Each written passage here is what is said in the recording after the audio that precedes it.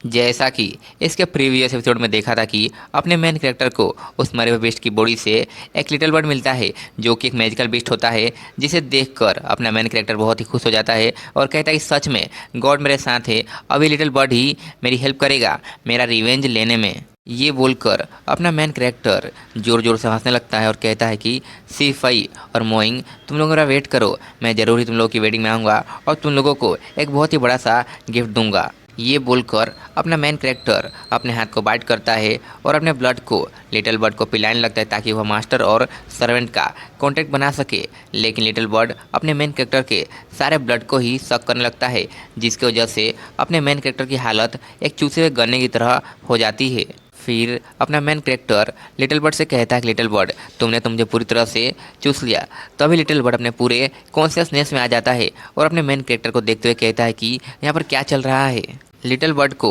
थोड़ा कंफ्यूज देखकर अपना मेन कैरेक्टर उसे बहुत ही प्यार से सहलाते हुए उससे पूछता है कि लिटिल गाय, तुम्हारे साथ क्या गलत है। मेन कैरेक्टर को खुद को सहलाता देखकर लिटिल बर्ड को बहुत ही गुस्सा आ जाता है और वह अपने मेन कैरेक्टर को एक जोरदार थप्पड़ मार देता है और अपने मेन कैरेक्टर को थप्पड़ मारने के बाद खुद ही फुट फुट कर रोने लगता है और कहता है कि हमेशा मेरे साथ ऐसा क्यों होता है, हमेशा मुझे ही चोट क्यों लगती है। मैं तो बस पूरे मन से अपनी प्रैक्टिस करना चाहता हूँ, लेकिन मेरे टाउ कंपेनियंस ने मुझे ही धोखा दे दिया और मुझे धोखे से मार दिया और अब मेरी बॉडी और टाउ डिसअपियर हो गई है और मेरे साथ मास्टर और सर्वेंट का कॉन्ट्रैक्ट बना लिया जा चुका है। मैं इसे कभी भी एक्सेप्ट नहीं कर सकता। मुझे फाइनली एक बॉडी मिली, लेकिन मुझे इस बदमाश के द्वारा पीटा गया। फिर हम अपने मेन कैरेक्टर को देखते हैं जो कि अपने गाल को पकड़े हुए कहता है कि ऐसा लगता है कि ये बर्ड समय से पहले ही जन्म लेने की वजह से मेंटली तौर पर पागल हो गया है, इसलिए ये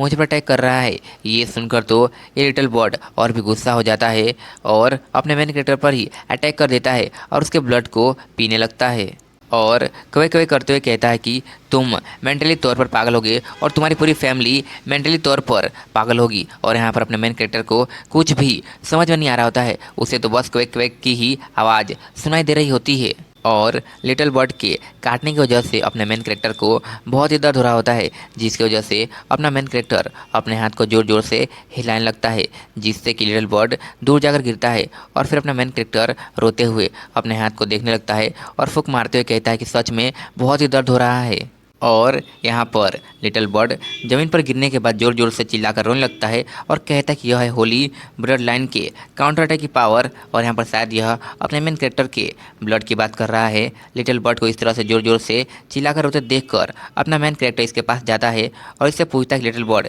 तुम्हारे साथ क्या हुआ, क्या कुछ गलत है। अपने मेन कैरेक्टर के इस बात को सुनकर तो लिटिल बर्ड के गुस्से का पारा 7वें आसमान तक पहुंच जाता है और फिर वह अपने मन में कहता है कि अभी मैं जिस मॉन्स्टर की बॉडी में हूं वह सिर्फ एक 3 स्टार का मॉन्स्टर है, लेकिन अगर अभी मैंने इसके सामने कुछ नहीं किया तो फ्यूचर में मेरे पास कोई भी चांस नहीं होगा अपना रिवेंज इससे लेने का, इसलिए मुझे अभी कभी कुछ करने की ज़रूरत है। ये बोलकर लिटिल बर्ड अपने मेन कैरेक्टर पर अटैक करने के लिए जा रहा होता है कि तभी अचानक से उसकी बॉडी से बहुत ही ह्यूज अमाउंट में स्पिरिचुअल एनर्जी बाहर निकलने लगती है और उसका ब्रेक थ्रू हो जाता है और वह ब्रेक थ्रू करके 3 स्टार से 4 स्टार पर प्रमोट हो जाता है, जिसे देखकर अपना लिटिल बर्ड बहुत ही हैरान होता है। फिर लिटिल बर्ड खुश होते हुए अपनी बॉडी को देखने लगता है और कहता है कि सिर्फ एक ब्लड के ड्रॉप से ही इस बॉडी ने 3 स्टार से 4 स्टार पर ब्रेक थ्रू कर लिया। सच में ब्लड लाइन बहुत ही टेरिफाइंग है। अगर मेरी प्रीवियस लाइफ में मेरे पास ऐसी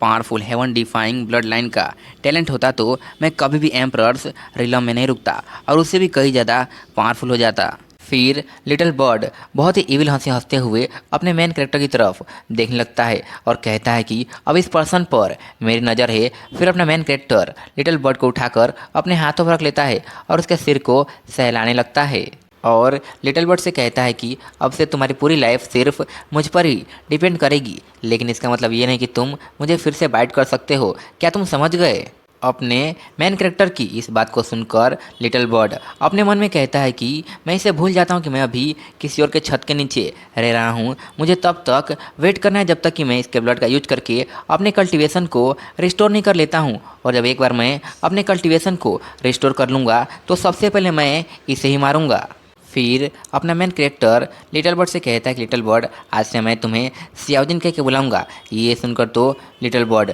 बहुत ही गुस्सा हो जाता है। फिर अपना मेन कैरेक्टर सियाओजिन से कहता है कि सियाओजिन, मैं अभी इस डेमन कोर को रिफाइन करना चाहता हूँ, इसलिए तुम मुझे अभी प्रोटेक्ट करो। ये बोलकर अपना मेन कैरेक्टर इस बीस्ट के पास जाता है और इसकी बॉडी के अंदर से इसके कोर को बाहर निकाल लेता है और इसके कोर को रिफाइन करके इसकी सारी स्पिरिचुअल एनर्जी को अपनी बॉडी के अंदर एब्जॉर्ब करने लगता है। और यहाँ पर सियाओजिन अपने मेन कैरेक्टर को कोस रहा होता है और कह रहा होता है कि एक छोटा सा प्यारा सा बच्चा जो कि अभी अभी अपने अंडे से बाहर आया है, उसे तुम अपनी प्रोटेक्शन करने के लिए कह रहे हो, क्या तुम एक ह्यूमन भी हो? तभी सियाओजिन कुछ फील करता है और फिर अपने मेन कैरेक्टर की तरफ देखता है, जहाँ पर अपने मेन कैरेक्टर ने बीस्ट के कोर को पूरी तरह से रिफाइन कर लिया होता है और उसके सारे स्पिरिचुअल एनर्जी को अपने बॉडी के अंदर एब्जॉर्ब कर रहा होता है, जिसे देखकर सियाओजिन हैरान हो जाता है और फिर कहता है कि एक ऑर्डिनरी इनलाइटमेंट रिलम के पीक के वॉरियर को एक 2 स्टार के